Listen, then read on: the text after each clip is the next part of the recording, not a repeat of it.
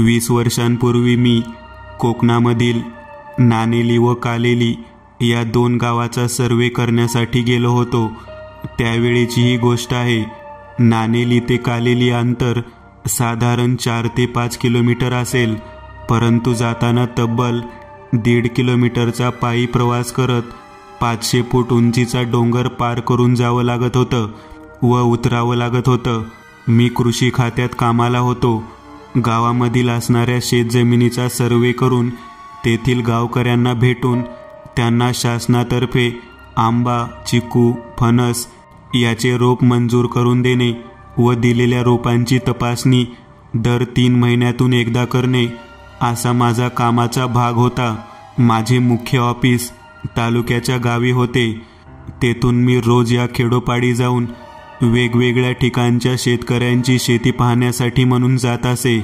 कोकणामध्ये माझी बदली होऊन 2च महिने झाले होते. बरेच लोक घाटी घाटी हा शब्द वापरून आम्हाला चिडवायचे, पण ती खूप प्रेमळ अशी माणसं होती. पण थोडासा द्वेष मात्र जाणवत होता.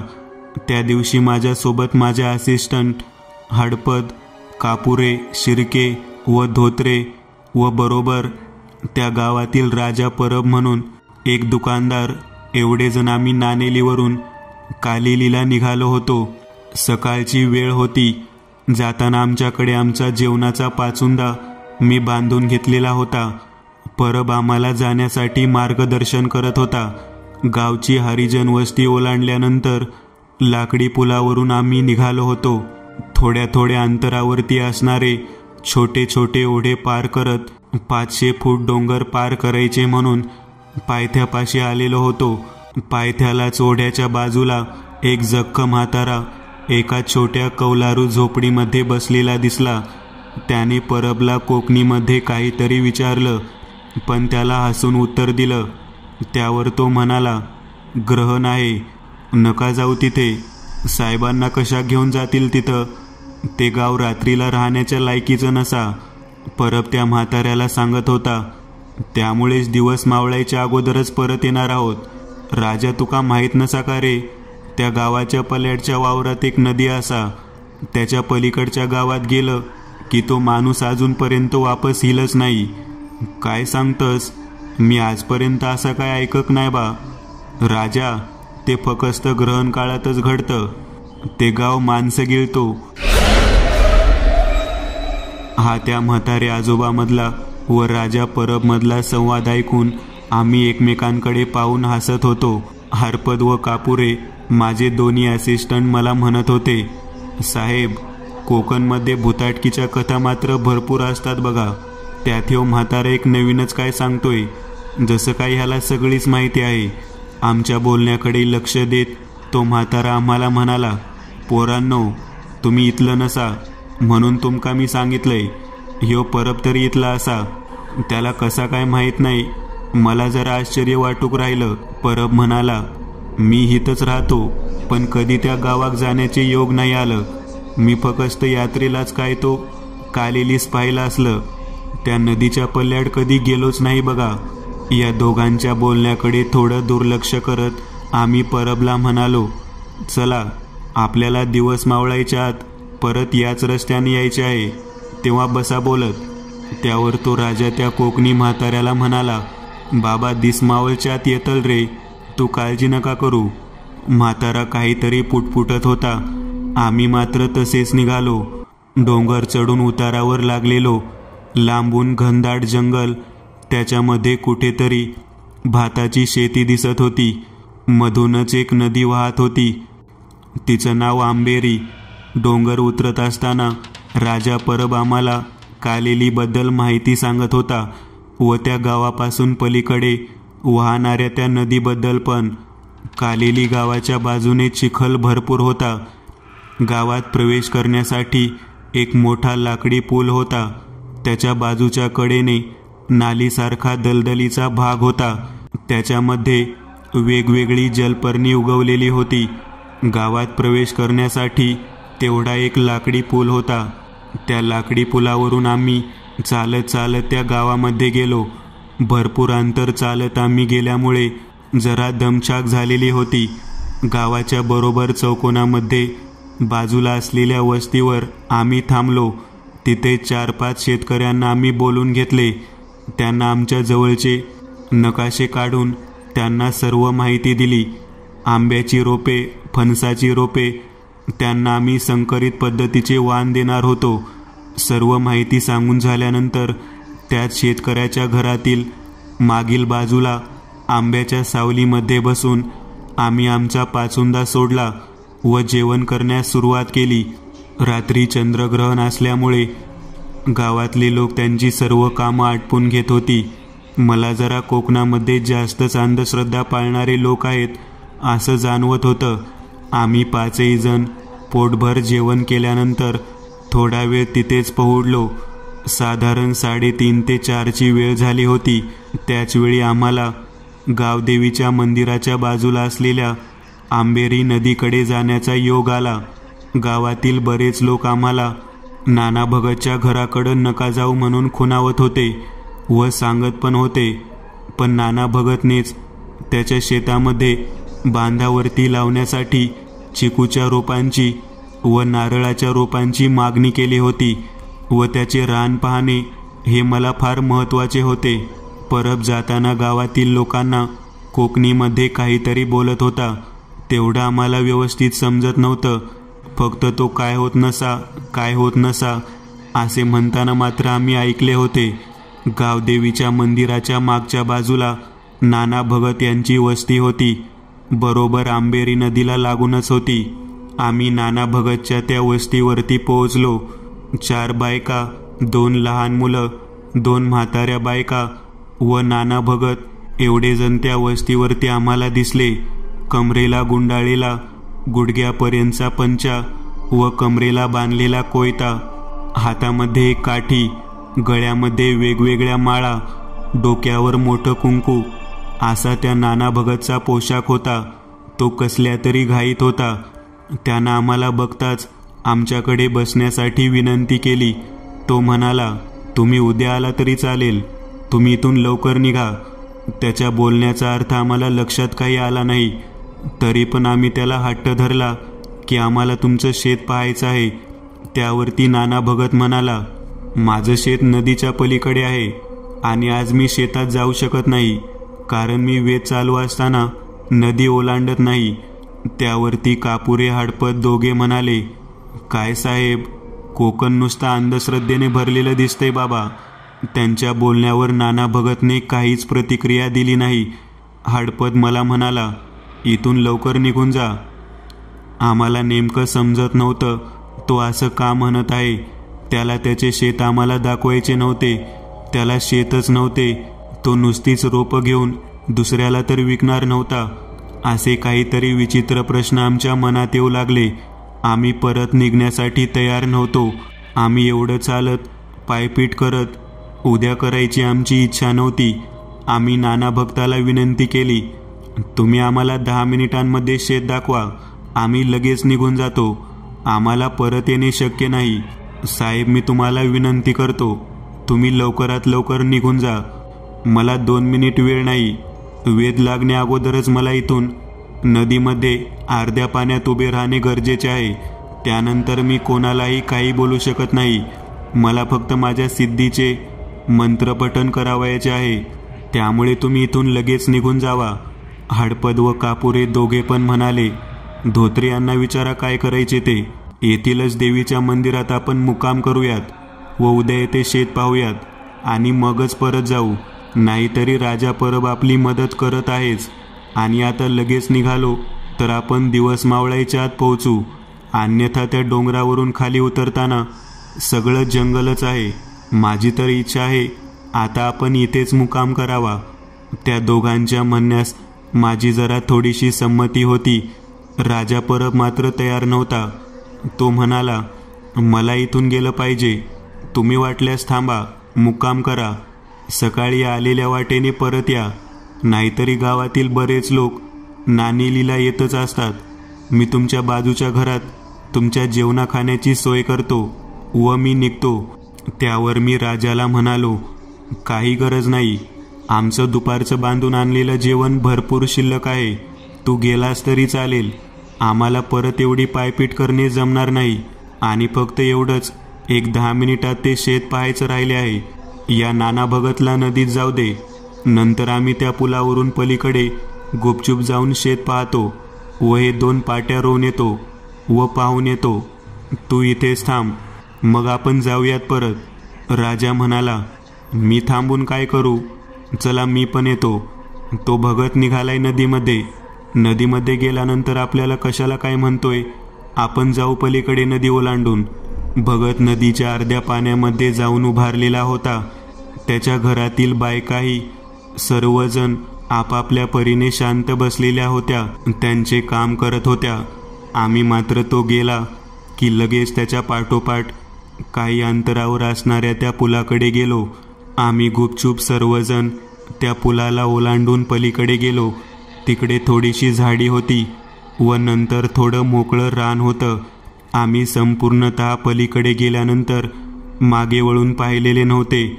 तिकडे गेल्यानंतर आम्हाला 100 ते 150 समाध्या दिसत होत्या. आम्हाला वाटलं बहुतेक ही स्मशानभूमी असावी व पुढे शेत असावे. थोडं अंतर गेल्यानंतर आम्हाला त्या ठिकाणी एक झोपडी दिसली. शेती संपलेली होती. त्या ठिकाणी छोटासा पाण्याचा हौद दिसला. त्या ठिकाणी आम्ही सर्वजण मिळून एक घोट पाण्याचा पिलो. अचानक डोक्यामध्ये प्रचंड मुंग्या आल्या होत्या. काय होत आहे हे नेमकं समजत नव्हतं. डोळ्यासमोर अंधारी आली होती एवढंच आठवत होतं. थोड्या वेळानंतर परत जाग आली तेव्हा सर्व काही उलट दिसत होतं. आम्ही उलट होतो का? दिसतंय ते सगळं उलट आहे हे मात्र समजत नव्हते. कोणीतरी विवळण्याचा आवाज मात्र येत होता. जरा बाहेरच्या बाजूला थोडासा प्रकाशाचा किरण दिसत होता. बहुधा बाहेर काहीतरी चालले होते. माझ्या बरोबरच्या आलेल्या सर्व सहकारी लोकांना मी उलट लटकलेल्या अवस्थेत पाहत होतो. नेमकं कोण कोण होतं हे मात्र समजताच एक जण आला. बरोबर अजून एक जण होता. आम्हा सर्वांना बाहेर नेण्यात आले. एक वीर, त्याच्या बाजूला 3-4 लोक, त्या 3 मध्यम वयाच्या बायका, एक म्हातारी वृद्ध स्त्री बसलेले दिसले होते. आम्हाला धरून नेणारी 2 माणसं यांनी त्या विहिरीच्या समोर असलेले चौकोनी आकाराच्या होमकुंडाजवळ नेलं. परबाचा राजा याला त्यांनी उचलून विहिरीच्या कठड्याजवळ नेले. म्हातारी असलेली बाई हातामध्ये बादली घेऊन आली. तिने विहिरीमध्ये बादली फेकली.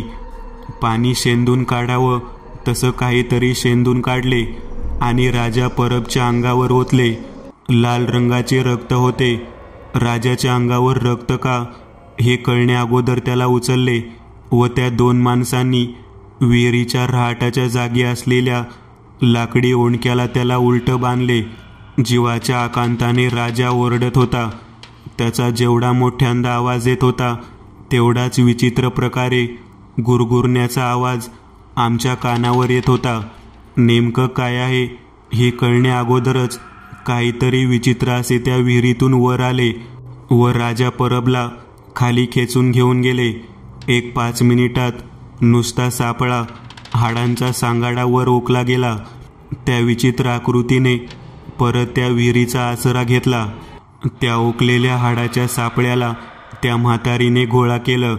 आता त्या म्हातारीने त्या माणसांना इशारा करत कापुरे याला पुढे आणायला सांगितले.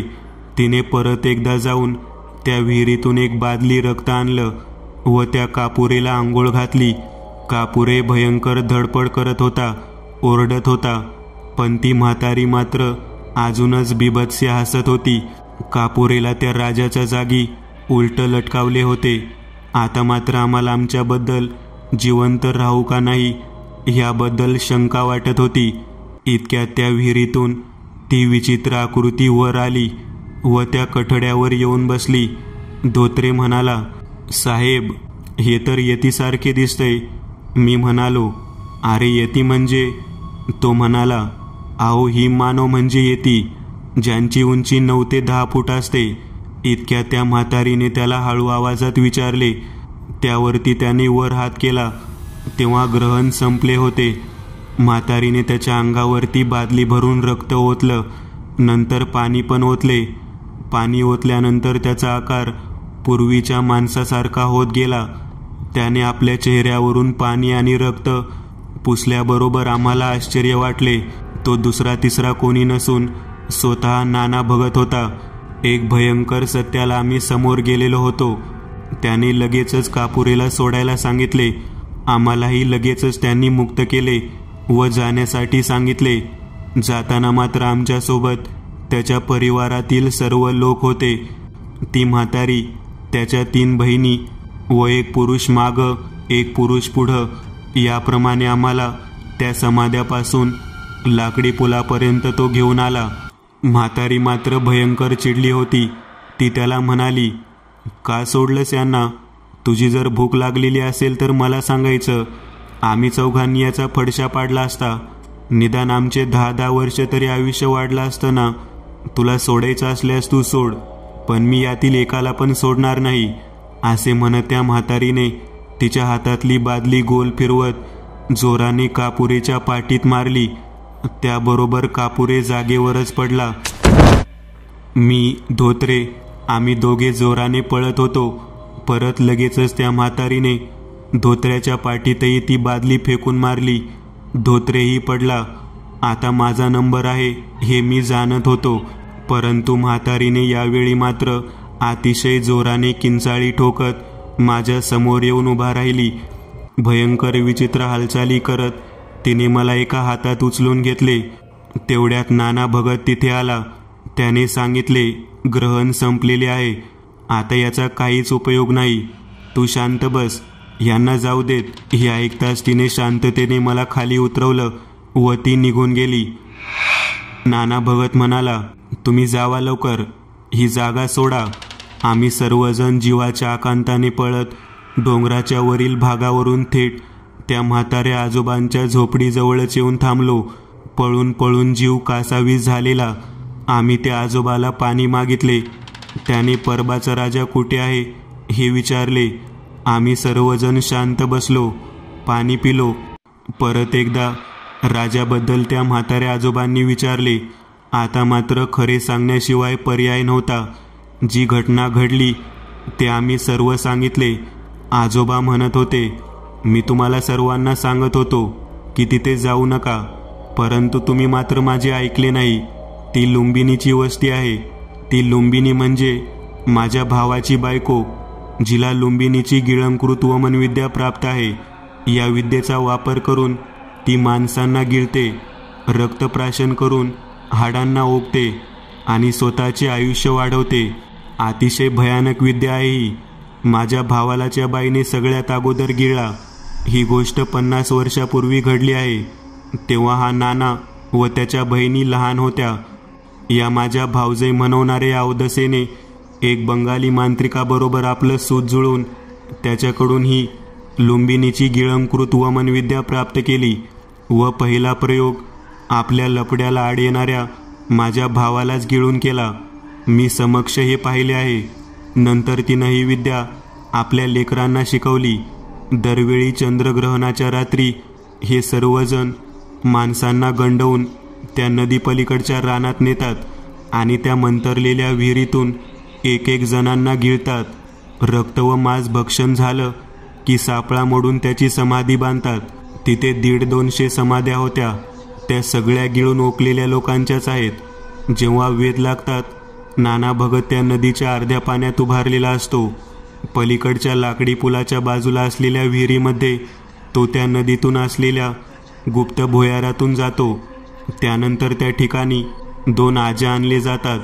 आजा म्हणजे रेडी. हे सर्वजण त्या रेड्यांना मंत्रून काठीला बांधतात आणि त्याला दाबनाने टोचून त्याचे रक्त पितात व ते दोन्ही रेड्या त्या विहिरीमध्ये फेकून देतात. त्या रेड्याचे मांसभक्षण केल्यानंतर विहिरीतला नाना भगत यती या हिम मानवाप्रमाणे आकार धारण करतो. विहिरीमध्ये त्यावेळेस असलेल्या पाण्याचे रेड्याच्या रक्ताचे मिश्रण तयार होते. ते मिश्रण त्याला गिळायचं आहे. त्याला आंघोळीसाठी वापरले जाते. नंतर त्या माणसाला लाकडाच्या ओंडक्यावर बांधतात. खालून यती याचे भयानक रूप घेऊन त्या माणसाला गिळले जाते. नंतर त्याचा सापळा बाहेर ओकला जातो. त्या माणसाचे उरलेले आयुष्य जेवढे आहे तेवढे आयुष्य त्या गिळलेल्या व्यक्तीला मिळते. याप्रमाणे ही लुंबिनीची गिळंकृत वमन विद्या आहे. मी राजा परबला सांगत होतो की दिवस मावळायच्या आत तुम्ही त्या गावातून परत या, पण त्या बिचाऱ्याने मात्र ऐकलेच नाही आणि स्वतःचा अंत ओढवून घेतला. तुमचे नशीब बलवत्तर. ग्रहण संपल्यानंतर त्यांची सर्व शक्ती क्षीण होते, म्हणून तुम्ही वाचलात.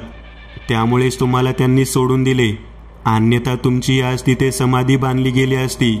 त्या नदीच्या पलीकडचा भाग पुन्हा वर्षभर नुसता समाध्यासारखा दिसतो. ती विहीरही गुप्त होते व ती झोपडीही गुप्त होते. पुन्हा परत नवीन चंद्रग्रहणाची वाट बघत असते हे कुटुंब. अशी ही वस्ती गेल्या 50 वर्ष झाली मी सोडून इथं राहत आहे. त्यांनी कित्येक वर्षांपासून त्या लोकांना गिळण्याचं काम केलं आहे.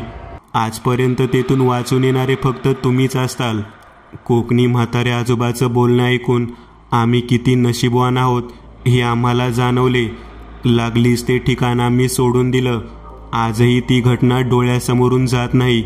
अतिशय भयंकर असणाऱ्या त्या लुंबिनीच्या गिळंकृत वमन विद्येची चंद्रग्रहणाची रात्र, ज्यावेळेस चंद्रग्रहण येईल त्यावेळेस आम्हाला झोपू देत नाही. मित्रांनो, आज पुरतं एवढंच. तुम्हाला जर काही गोष्ट आवडली असेल तर नक्की लाईक करा. तुमच्यापैकी बरेचसे जण व्हिडिओ लाईक न करताच पळून जातात, पण हा जर व्हिडिओ तुम्ही लाईक केला तर मला जरा बरं वाटेल आणि असेच भारी भारी व्हिडिओ बनवायची माझ्यात एनर्जी येईल. त्यामुळे नक्की लाईक करा आणि अजूनही कोणी या चॅनलला सबस्क्राईब केलेलं नसाल तर लगेच सबस्क्राईब करून टाका आणि बाजूची घंटी ती मात्र दाबायला विसरू नका. देवाची घंटी आहे ती. चला तर मग पुन्हा भेटूया अशीच एक आगळी वेगळी गोष्ट घेऊन पुढच्या